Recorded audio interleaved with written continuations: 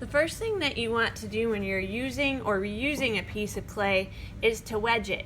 Wedging gets any air pockets out of your clay so that it doesn't blow up in the kiln. And here is what you need to do. You're just going to take your clay, firmly slam it onto the table, press down into it like you're giving it CPR compressions, press it again, and really get down in there and push as hard as you can, popping any potential air pockets.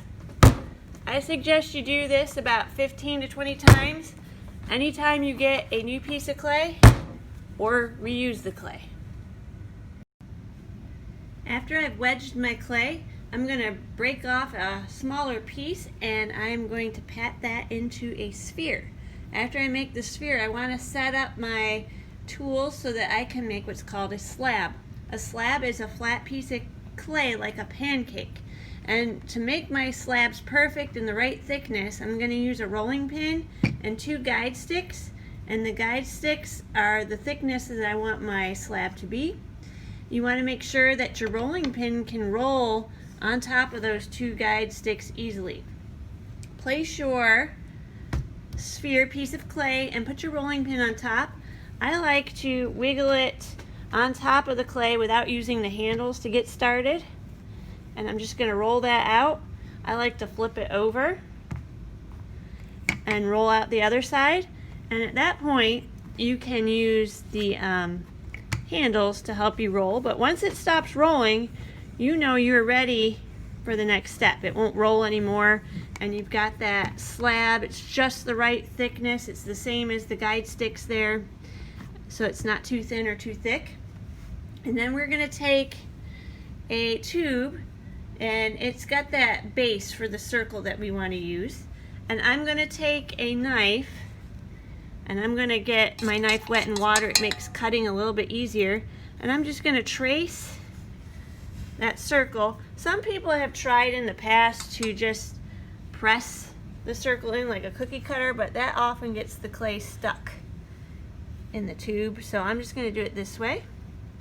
I'm going to pull it out and take the tube off, and then I have the circular base, and that's ready for the bottom. That's the bottom of my mug right there.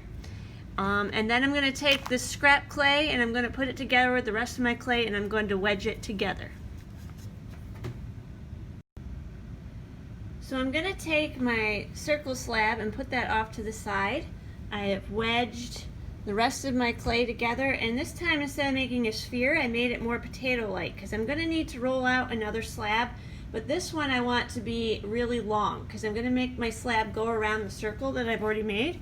So I'm going to roll out this slab, but I'm making it longer.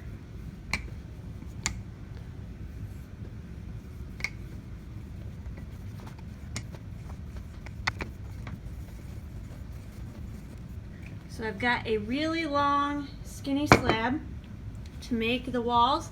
I'm going to place my guide sticks onto that slab, and I'm going to measure about how thick I want my wall to be.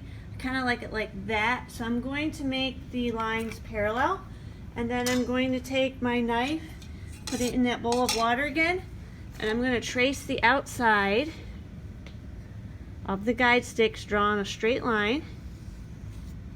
I'm going to do that on both sides.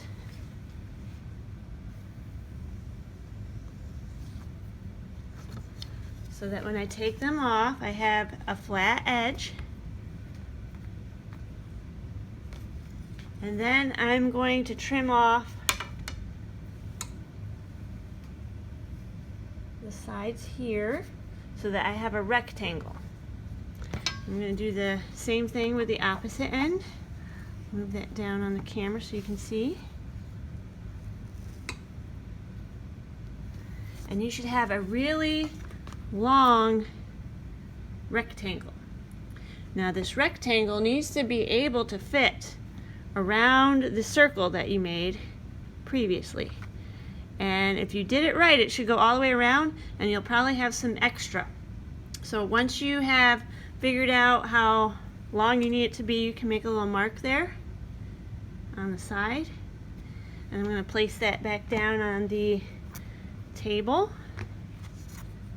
And I'm going to cut that so I make sure that it fits. So this is going to fit right around that circle, and that's how you get that mug shape to start with.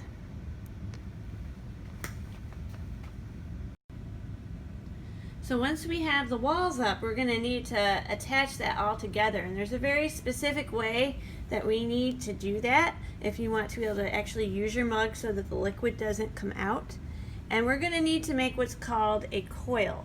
I'm going to take a small piece of clay that I've wedged, and I like to put a little bit of water on it because we're going to make what's called a coil. A coil is a piece of clay that kind of looks like a worm or a snake. And if the clay is not wet, then it will just crack and fall apart. But to do that, I just started out and I'm going to make like a cylinder, and then I'm going to take my fingers and I'm going to roll it back and forth and kind of stretch it out. I like to take my fingers and go like this in a rocking motion and spread my fingers out, and I just go back and forth. You want to try to make your coil the same thickness all the way around if you can. Now this coil, for this first one that we're going to make, is going to get smushed up in our project. It doesn't need to be perfect, but we'll also use a coil for our handle here in a little bit too. So you want to make that, roll it out, make it about a pencil width. That's the right kind of thickness that you need, but that is a coil. So now that I have my coil, I'm ready to assemble that to my clay mug. And there's 4 basic steps in order to attach your clay together so it stays stuck. And that is either to scratch or score the clay, then you're going to add water or slip, and then you're going to put your coil and smooth it together. So here's what I'm going to do. I'm going to take my knife, and I don't know if you can see, but I'm putting little scratch marks all the way around on the inside. This is scoring the clay. I know some art teachers have called it like tic-tac-toe marks, but I'm just putting little cuts where the seam is, and I'm going to do that right on the inside. Let's see if I can move it. If you can see the scratch marks in there. I'm also going to do that where the walls come together right here. So I'm going to take my knife and I'm making those scratch marks. That's at the seams where they come together. And then after I do that, I'm going to put some water, just a little bit on my finger, and put it in those scratch marks. Some artists use what's called slip, which is just really wet clay. But to save time, we're just putting water in there today. And then I'm going to take my coil and I'm going to measure off a piece that can like fit around the inside, so I'll need to break it. But I'm going to take this coil and I'm going to put it down on the inside of the mug. And you can use your clay tool if you're having trouble pushing it where it needs to go. But I've put a coil down in there, if you can see. And I'm also going to measure a coil for that inside seam. You can see that I put that coil there as well. So I've scratched the clay or scored it. It's the art word for it. I've added water and I put the coil in, and the last step I'm going to do is to smooth it and blend it together. I like to use a clay tool. This is my favorite one for blending, and it kind of looks like a spoon on the side. It just really helps get the clay in there a little bit better. I'm going to take my clay tool and I'm going to get it wet, and I like to hold the outside of the mug while I'm pushing it in, and it kind of just smooths in there like butter. So I'm going to blend that together all the way around and up the side.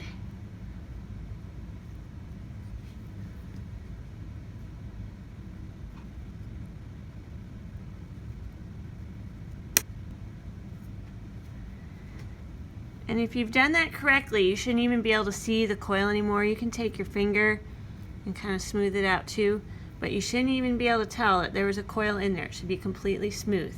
And then lastly, you're going to see that there's a seam on the outside and a seam on the bottom, and you want to also smooth those out as well. I don't add a coil to the outside. And you can take your finger or a clay tool to do that.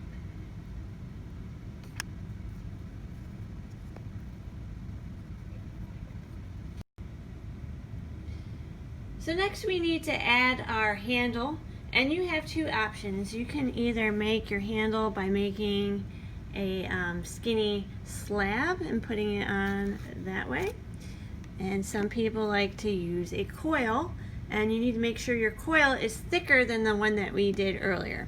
So I have a mug here, and you can see I've made the coil and it was thick. And the one thing you need to know is when you're attaching it on, as we're blending it in, this needs to stay thick here. Otherwise, later, when you go to pick up your mug when it's done, it will be flimsy and break off. So we always want to make sure it's a little bit thicker where it's attaching to the mug. I think I would like to use my slab today. And I don't know if you can tell, but I put some paper towels in here. What I like to do is stabilize it with newspaper or paper towels. And then I take my hand and kind of shape it and pat it back into place, make sure everything's smooth before I put my handle on. Sometimes as you're putting the handle on, it shifts around a little bit. That's why I like to have that paper towel in there for stability. But there's all kinds of things you can do with your handle. You can make like a standard size. Some people like to like curl it around or flip it up like that. So I think I'm gonna make maybe a shape like this. Plan it out, and then I need to attach that, and you're going to use the same method that you did before with the walls, and you're going to scratch the clay with your knife where you want that handle to go. So I'm going to put those little scratch marks. I'm going to do the same thing where I'm going to attach it to the handle.